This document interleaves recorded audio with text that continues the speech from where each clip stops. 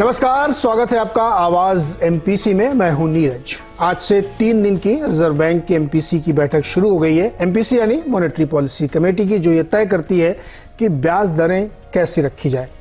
बुधवार को इस पॉलिसी का ऐलान होगा कि इसमें क्या तय किया गया। इसे देखते हुए कई तरीके के मन में सवाल है, जैसे क्या आरबीआई इस बार भी दरों में बढ़ोतरी जारी रखेगी या अपने रुख में कुछ परिवर्तन करेगी। अगर हाँ तो कितनी दर बढ़ाएगी। ये सारी अटकलें बाजार में लगती रहती हैं। और क्या इस बार की बढ़ोतरी के बाद ये आखिरी बार होगा। इन तमाम सवालों पे हम आज बातचीत करेंगे। आरबीआई का ध्यान कहाँ होगा, ग्रोथ पे भी कोई फोकस होगा क्योंकि जीडीपी की रफ्तार थोड़ी नरम पड़ी है। इन सब बारों में बातचीत करेंगे आवाज एमपीसी में। आवाज एमपीसी के जो आज हमारे सदस्य हैं उनसे मैं आपका परिचय करा दूं। हमारे साथ क्रिसिल के सीनियर डायरेक्टर और chief economist DK Joshi sir हैं, साथ ही इकरा की चीफ इकोनॉमिस्ट अदिति नायर जी और इकोनॉमिस्ट हैं, साथ ही chief economist Saugata Bhattacharya Axis bank के। सर, आप सबका बहुत बहुत स्वागत है आवाज एमपीसी में। जोशी सर, पहला सवाल, चूंकि क्रेडिट पॉलिसी से पहले ये अनुमान लगाना बड़ा मुश्किल हो जाता है कि एक तरफ तुमको यूएस भी देखना है, उधर भी कुछ कुछ चलता रहता है। फेड चेयर ने हल्का सा इशारा किया कि वो स्लो करेंगे थोड़ा सा, फिर हमारी जीडीपी आई, उसकी रफ्तार भी थोड़ी नरम पड़ी है। इसको देखते हुए पहला एकदम स्ट्रेट सवाल, ब्याज दरें बढ़ेंगी या नहीं बढ़ेंगी, और बढ़ेंगी तो कितनी? हमारा ये मानना है कि 25 बेसिस पॉइंट ब्याज दर में बढ़ोतरी होगी आने वाली पॉलिसी में। जनरली कंसेंसस है कि रेट हाइक होगी। 25-35 अलग अलग अनुमान लगाए जा रहे हैं। हम 25 वाले कैंप में हैं। 25 बेसिस पॉइंट यानी 0.25% के कैंप में है जोशी सर। अदिति जी, आप किस कैंप में हैं? आपको क्या लगता है? अनुमान लगाए जा रहे हैं। हम 25 वाले कैंप में हैं। 25 बेसिस पॉइंट यानी 0.25% के कैंप में है जोशी सर। अदिति जी, आप किस कैंप में हैं? आपको क्या लगता है कितना बढ़ेगी? देखिए, मेरे हिसाब से 35 बेसिस पॉइंट्स का रेट हाइक होगा इस बार। इन्फ्लेशन अभी भी 6% के ऊपर है, लेकिन आगे आने वाले प्रिंट्स थोड़े और सॉफन होंगे, इसलिए हमें लगता है कि 50 बेसिस पॉइंट्स तो रूल्ड आउट ही है। 25 और 35 के बीच का टॉसअप है। हमें लगता है कि 35 is more likely. 35 basis point, चलिए 10 पॉइंट और बढ़ा। सौगत सर, आपको क्या लगता है कितना बढ़ेगा? थैंक यू नीरज साहब। मेरा ख्याल है 35। हम भी वो 25 से 35 के कैंप में हैं। लेकिन अभी भी इन्फ्लेशन अभी तक तगड़ा लगा हुआ है। अगले 3-4 महीने में भी 6.5 के ऊपर इन्फ्लेशन दर की लाइक्लीहुड है, संभावना है। करंट अकाउंट डेफिसिट अभी भी प्रॉब्लम है। आज देख रहे थे कि रुपी फिर भी आज भी थोड़ा वीक है। तो ये सब देखते हुए मेरा अंदाजा है कि 35 करेंगे, लेकिन मेरा ख्याल है कि इस बार एमपीसी में थोड़ा ज्यादा डिसेंट की संभावना पॉसिबल है। ओके, तो 2 राय निकल के आ रही 35 बेसिस पॉइंट की। 25-35 की रेंज सौगत सर दे रहे हैं, लेकिन 35 बेसिस पॉइंट होगी। और अदिति भी कह रही 35। जोशी सर कह रहे हैं 25। जोशी सर, क्या अब विश्लेषण करते हैं, चर्चा करते हैं कि जो परिस्थिति है इसमें क्या ये आखिरी बढ़त होगी? क्योंकि अब मैं जीडीपी के नंबर को इसलिए कोट कर रहा था क्योंकि वह 2 नंबर के सिवा मुझे कोई नंबर बहुत इंप्रेसिव नहीं लगा। अगर आप सर्विस को थोड़ा छोड़ दें और एग्री को, बाकी सब में बहुत दिक्कत है। मैन्युफैक्चरिंग तो नेगेटिव है। तो क्या आरबीआई अब ये स्टांस अपना बदलेगा, रुख कम से कम अगर ये इशारा भी कर दे कि भाई ये आखिरी है, अब इसके बाद नहीं बढ़ाने की संभावना ज्यादा बनती है? आपको लगता है ऐसा? नहीं, आरबीआई मुझे नहीं लगता अपना स्टांस तो नहीं बदलेगा और ये भी नहीं कहेगा कि आगे नहीं बढ़ाएंगे, पर वो उनका रुझान अब धीरे धीरे ग्रोथ की तरफ होगा। इन्फ्लेशन अभी भी बनी हुई है, जैसे कि शौगत साहब बोल रहे थे। आगे चलते हुए इन्फ्लेशन की गिरने की उम्मीद है। हमारा ये मानना है कि अगले साल, अगले फिस्कल ईयर में 5% के करीब एवरेज इन्फ्लेशन होगी। तो क्योंकि मॉनेटरी पॉलिसी फॉरवर्ड लुकिंग होती है, तो उनका और ग्रोथ के लिए रिस्क क्योंकि बढ़ गया है, ग्लोबल स्लोडाउन और ज्यादा जोर पकड़ रहा है, एडवांस कंट्रीज में रिसेशन की बात चल रही है और उसका असर हम पे भी पड़ेगा। तो इसको जैसा कि आपने ठीक बताया, जो जीडीपी के आंकड़े आए उनमें मैन्युफैक्चरिंग में अभी भी कमजोरी बनी हुई है। तो ये अभी जो रिकवरी का, जो ग्रोथ का थोड़ा स्लो डाउन और साथ में थोड़ा आगे चलते हुए इन्फ्लेशन का काबू में आते दिखना, इस वजह से वो अब धीरे धीरे एंड ऑफ द साइकिल की तरफ पहुंच रहे हैं। और मुझे लगता है कि हमारा जो करंट व्यू है वो ये है कि 6.25 में शायद interest rate cycle peak out कर जाएगा। 6.25 में जोशी जी, लेकिन आप कह रहे हैं कि इन्फ्लेशन अगले फाइनेंशियल ईयर में और नीचे आएगी, बट मुझे वो पॉकेट एक्सप्लेन करने में थोड़ी दिक्कत हो रही है कि कैसे कम होगी। सर देखिए, बहुत सारी चीजें अभी भी बहुत ऊंचे हैं। क्रूड में बड़ी अनसर्टेनिटी, कुछ कहना बड़ा मुश्किल है कि वो प्राइस कैप का क्या असर होगा, भारत को सस्ता तेल मिलेगा कि नहीं मिलेगा, बड़े सारे रिस्क है इसमें। और दूसरी तरफ जिस तरीके से यूएस की इकोनॉमी खास तौर पे दिख रही, वहाँ पे डेटा दिख रहे हैं कि भले ही पावेल साहब ये कह रहे हो कि हम कम करेंगे, लेकिन जॉब रिपोर्ट देखिए, वेज हाइक देखिए, कंज्यूमर स्पेंडिंग देखिए, तो लगता नहीं कि वो रुकने वाले हैं। तो हम फिर कैसे रुकेंगे, और इन्फ्लेशनरी प्रेशर तो बना ही रहेगा। नहीं, देखिए, इन्फ्लेशन जो होता है वो मेजर किया जाता है this month over same month in the previous year, ठीक है। तो लेवल जो है वो कई कमोडिटीज का नीचे आ रहा है, तो वो इन्फ्लेशन के टर्म में नेगेटिव हो जाता है, क्योंकि वो पिछले साल के मुकाबले कम है। तो ऑयल में जैसे है, हमारा मानना यह है कि 80 to 85 की रेंज में अगले साल रहेगा। जो पिछले साल का, इस फिस्कल ईयर का देखें तो वो 100 के आसपास एवरेज है। तो ऑब्वियसली क्रूड में गिरावट, उसी तरह और कमोडिटीज में क्योंकि स्लो डाउन आ रहा है तो थोड़ा लेवल्स जो है उनके नीचे आ जाएंगे। तो इन्फ्लेशन टर्म्स में वो थोड़ा इन्फ्लेशन को नीचे लाएगा। और दूसरी बात यह है कि जब ग्रोथ कम होगी तो थोड़ा कोर इन्फ्लेशन पे भी प्रेशर कम पड़ेगा। तो इन सब चीजों को रखते हुए हमें ये लगता है कि 5% इन्फ्लेशन अगले साल आएगी, उसमें नॉर्मल मॉनसून भी बेक्ड इन है। तो ये 5% भी आरबीआई के टारगेट से तो अभी भी ऊपर है। वो तो 4% पे ले जाना चाहते हैं, पर मुझे लगता है वो धीरे धीरे 4% की तरफ बढ़ेंगे। एक झटके में 4% अचीव करना सस्टेनेबल बेसिस में अभी इस मौजूदा हालात में मुश्किल लग रहा है। मुश्किल लग रहा है। अदिति, आपको भी लग रहा है कि इन्फ्लेशन में स्टैंस नहीं बदलेगा या कुछ रुख करेंगे वो, और ग्रोथ पे अगर वो फोकस करना चाहते हैं तो कैसे करेंगे? क्योंकि current account deficit, fiscal deficit, borrowing दोनों ने रोक रखी है, कम ब्याज दरें लगातार बढ़ रही हैं। दूसरा एक पॉइंट मैं आप लोगों के सामने रख चाहता हूँ, सभी लोग इसका जवाब दे सकते हैं। हमने देखा कि सर्विस सेक्टर के नंबर थोड़े बेटर आए हैं कंपैरिजन करें अगर हम YoY, लेकिन जो सेविंग रेट है हमारा, अगर हम H1 का देखें तो वो लगभग 19 साल के लोएस्ट लेवल पे 26.23%। तो क्या लोग सेविंग तोड़ तोड़ के खर्चा कर रहे हैं क्या? तो इससे हमको लगता है कि बहुत अच्छा ग्रोथ हो रही है। जी, पहले मैं इन्फ्लेशन पे एक दो चीजें और बोलना चाहूंगी। जोशी साहब ने ऑलरेडी जो ग्लोबल सिचुएशन है, कमोडिटी प्राइसेस है, उनकी बात करी है। साथ ही साथ अगर हम देखें तो अभी जो रबी का क्रॉप है उसकी सोइंग काफी ब्रिस्कली हमने देखी है कि आगे बढ़ रही है, और जो रेजर्वोयर लेवल्स हैं वहां पे भी स्टोरेज काफी अच्छी है। तो हमें लग रहा है कि एग्री का जो आउटलुक है, क्रॉप्स का जो आउटलुक है वो थोड़ा फेवरेबल है, और इन्फ्लेशन के लिए भी ये एक अच्छी खबर है। और साथ ही साथ जो रुपी है उसमें यस आज थोड़ी डिप्रिसिएशन हुई है, लेकिन जो हम ट्रेंड 1 महीने पहले तक देख रहे थे उससे तो काफी रिकवरी हमने रुपी में देखी है। तो वो भी लैंडेड प्राइसेस ऑफ इम्पोर्ट्स को थोड़ा काबू में लाएगी। तो सब कुछ नेगेटिव नहीं है इन्फ्लेशन में, there are definitely some positives. 2-3 चीजें हैं जिनको हमें थोड़ा ध्यान में रखना पड़ेगा। एक तो जैसे सर्विसेज की हम जीडीपी साइड से बात कर रहे हैं, सो डिमांड सर्विसेज की काफी स्ट्रॉन्ग है, और इसलिए उनका जो प्राइसिंग पावर है सर्विसेज के प्रोड्यूसर्स का वो कितना स्ट्रॉन्ग रहेगा आगे जाके, कितनी सर्विसेज इन्फ्लेशन बढ़ेगी। एक तो ये चीज हमें बहुत केयरफुली देखनी पड़ेगी, क्योंकि वो भी कोर इन्फ्लेशन का हिस्सा बन जाती है। जीडीपी के साइड पे देखिए, मेरे हिसाब से अब जो इस बार का प्रिंट आया है वो तो एमपीसी के एक्सपेक्टेशंस के मुताबिक ही आया है। कुछ पॉजिटिव सरप्राइजेस भी रहे हैं पिछले 2-3 महीने में जो हमने ग्रोथ फ्रंट पे देखा। एक तो जैसे मैंने अभी कहा कि रबी की सोइंग एक्सपेक्टेशन से ज्यादा फास्ट पिकअप करी है, फर्टिलाइजर अवेलेबिलिटी भी जो पहले आशंका थी उससे बेटर ही है, और साथ ही साथ फेस्टिव सीजन काफी ठीक ठाक था। अब अगर हम हाई फ्रीक्वेंसी इंडिकेटर्स को देखें और हम सिर्फ अक्टूबर के इंडिकेटर्स को देखें तो some of them are very bad. जैसे कि कोर सेक्टर का डेटा सिर्फ 0.1% की ग्रोथ दर्शा रहा है, लेकिन इसमें बहुत बेस इफेक्ट्स बेक्ड इन हैं। पिछले साल दिवाली नवंबर में थी, इस बार अक्टूबर में थी, इस बार छुट्टियां ज्यादा थी अक्टूबर में, तो अक्टूबर का डेटा अकेले देखना बहुत ही मिसलीडिंग है। जो हाई फ्रीक्वेंसी इंडिकेटर्स अभी तक नवंबर तक के आए हुए हैं और हम एवरेज लगा रहे हैं अक्टूबर नवंबर में क्या हुआ, और हम Q2 से कंपेयर कर रहे हैं, YoY टर्म्स में ग्रोथ फ्लैटिश है।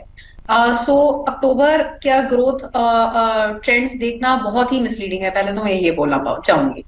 आगे जाके जैसे जैसे इन्फ्लेशन काबू में आएगी, मेरे हिसाब से एमपीसी अपना थोड़ा सा जो बैलेंस है ग्रोथ की तरफ भी टिल्ट कर पाएंगे। Having said all of this, अभी भी जो हम सेकेंड हाफ का अनुमान लगा रहे हैं, जैसे कि अगर हम एमपीसी का अपना अनुमान देखें 7% का और हम बैक कैलकुलेट करें, तो उनका खुद का एक्सपेक्टेशन ये है कि सेकेंड हाफ की ग्रोथ सिर्फ 4.6% होगी। अब ये तो काफी मॉडेस्ट ही है। तो जैसे जैसे इन्फ्लेशन कंट्रोल में आएगी, हमें लगता है कि एमपीसी थोड़ा अपना रुख ग्रोथ को सपोर्ट करने के लिए चेंज कर पाएगी, और इसलिए हमें अभी भी लग रहा है कि इस बार तो 35 बेसिस पॉइंट्स हो जाएगा, लेकिन फरवरी का कॉल अभी बिल्कुल ही डेटा डिपेंडेंट होगा। हम इस पॉइंट पे ये कॉल नहीं लेना चाहते कि फरवरी में एक और रेट हाइक होगा कि नहीं होगा। अगर इन्फ्लेशन कंट्रोल में आ जाती है, 6% के नीचे आ जाती है जो उनका अपर थ्रेशोल्ड है, और ग्रोथ जो है वहां बहुत ज्यादा रोबस्टनेस आगे जाके कंटिन्यूड स्ट्रॉन्ग रिकवरी अगर नहीं दिखती, या अगर एक्सपोर्ट्स का बहुत ज्यादा स्लो डाउन जैसे काफी लोग अभी फियर कर रहे हैं, अगर वो सामने आ जाता है अगले 2-3 महीने में, तो फरवरी में एक पॉज भी हो सकता है। चलिए, कम से कम आप ये मान लें कि फरवरी वाला अभी डेटा डिपेंडेंट है, तो शायद कुछ इशारे या बिटवीन द लाइन्स हम लोग पढ़ने की कोशिश कर सकते हैं। सौगंध, अभी आदित्य जी ने बहुत अच्छे एक्सप्लेन किया है। सीईए चीफ इकोनॉमिक एडवाइजर मानते हैं कि 6.7 6.8 जीडीपी रहेगी, यानी 7% को पार नहीं कर पाएगी। और तमाम इकोनॉमिस्ट 7 को लेकर के बड़े अनमने मन से या रिलक्टेंटली कह देते हैं 7, लेकिन एक्चुअली दिल किसी का नहीं कहता कि 7 होगी। इन्फ्लेशन बढ़ने की तरफ के साफ इशारे दिख रहे हैं, इंटरनल्स बहुत ज़्यादा है, और अगर आप सर्विस ऐसी ही बढ़ती रही तो और मुश्किल आती दिख रही। ऐसे में आपको लगता है कि एक पॉलिटिकल बजट आने वाला फरवरी में, उसी के आसपास पॉलिसी भी रहेगी। क्या ये एक, जैसे अभी जोशी जी ने कहा कि ग्रोथ पे फोकस करना चाहिए आरबीआई को, तो कैसे करेंगे, ये बैलेंस कैसे बैठाएंगे, आप बताइए। तो 3-4 चीजें आपने सवाल में बड़े लंबे सवाल कॉन्टेक्स्ट बनाया, इस कॉन्टेक्स्ट के अंदर आप जवाब दीजिए। बिल्कुल। तो पहला चीज है कि आरबीआई का फोकस ऑलरेडी ग्रोथ पे चला गया है।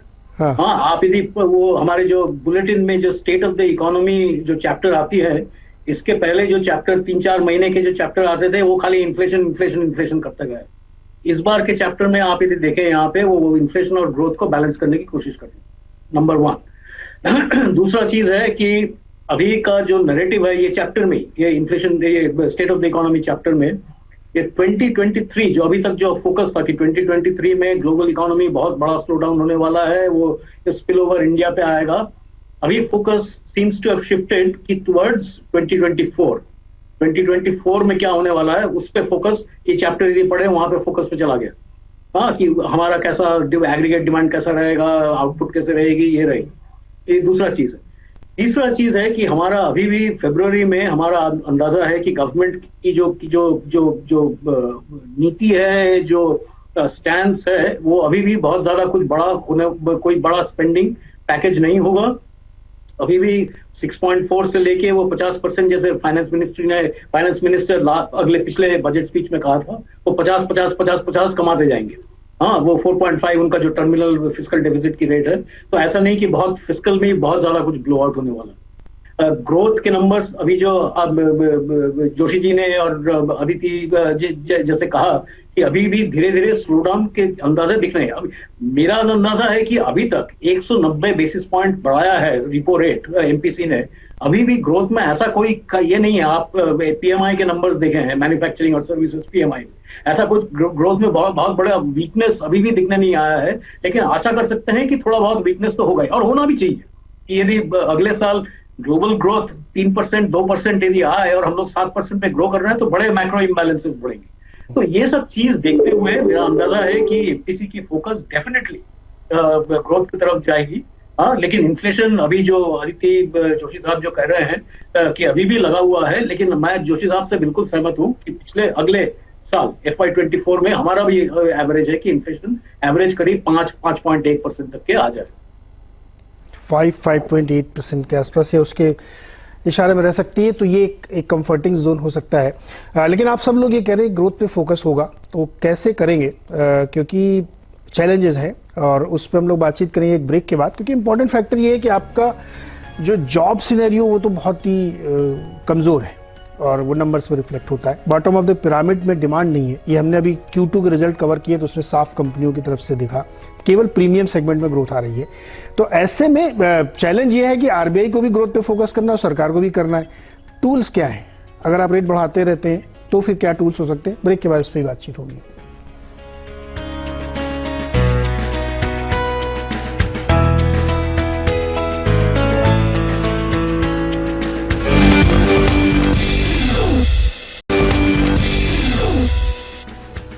स्वागत है एक बार फिर से आपका आवाज एमपीसी में। और हमारी एमपीसी में बहुमत की राय है कि 0.35% ब्याज दरें बढ़ सकती हैं और डॉक्टर जोशी का मानना है कि 0.25% की बढ़त ब्याज दरों में हो सकती है, रिपो रेट में हो सकती है। अब हमने सोचा इस चर्चा इस बात की तरफ की जाए। जोशी जी आपके पास आता हूँ। संजय, आपने कहा ग्रोथ पे फोकस होगा, सर कैसे करेंगे? जॉब की स्थिति तो बहुत अच्छी नहीं दिख रही, नंबर्स बहुत एनकरेजिंग नहीं है, ग्रामीण इलाकों में बड़ी दिक्कत है। हालांकि इस बार की फसल की उम्मीद है कि गेहूं वाली बहुत अच्छी होगी। देखिए, जहां तक आपने दो चीजें कही, एक तो ग्रोथ स्लो डाउन और साथ में आपने ये भी कहा जिसे हम के शेप रिकवरी बोलते हैं, मतलब जो ऊपर के तबके के लोग हैं उनमें डिमांड, उनसे डिमांड ज्यादा है, बाकी औरों में डिमांड कम है।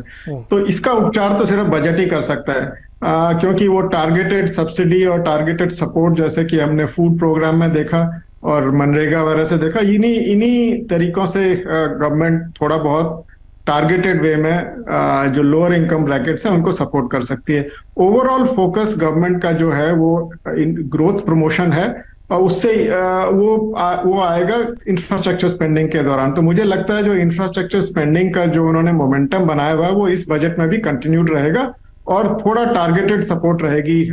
तो ये तो बजट का हो गया। आरबीआई का जहां तक ग्रोथ सपोर्ट का सवाल है, उनको तो मतलब अगर वो अपने ब्रेक पे जो पैर रखा है उसको थोड़ा सा हल्का कम, उसमें प्रेशर कम कर दें, मतलब 50 से 25 आ जाए तो वो भी एक तरह से सपोर्ट है। उसके बाद फिर धीरे धीरे पैर उठा लेंगे। एक्सेलरेटर में अभी पैर रखने का वक्त नहीं आया जब तक महंगाई की दर पूरी तरह काबू में नहीं आती। तो यही आई थिंक यही कॉम्बिनेशन फिस्कल पॉलिसी और मॉनेटरी पॉलिसी का मुझे लगता है इस अगले साल प्ले आउट होगा। आदित्य, क्या आपको लगता है कि बड़ी चर्चा है आजकल की सरकार कुछ टैक्स के फ्रंट पर रियायत दे सकती है जो ट्रिकल डाउन इफेक्ट लेके आएगा नीचे तक? ऐसा कुछ हो सकता है क्या? आरबीआई तो ठीक है, जोशी का आधा कर देगा, थोड़ा और कम कर देगा भाई।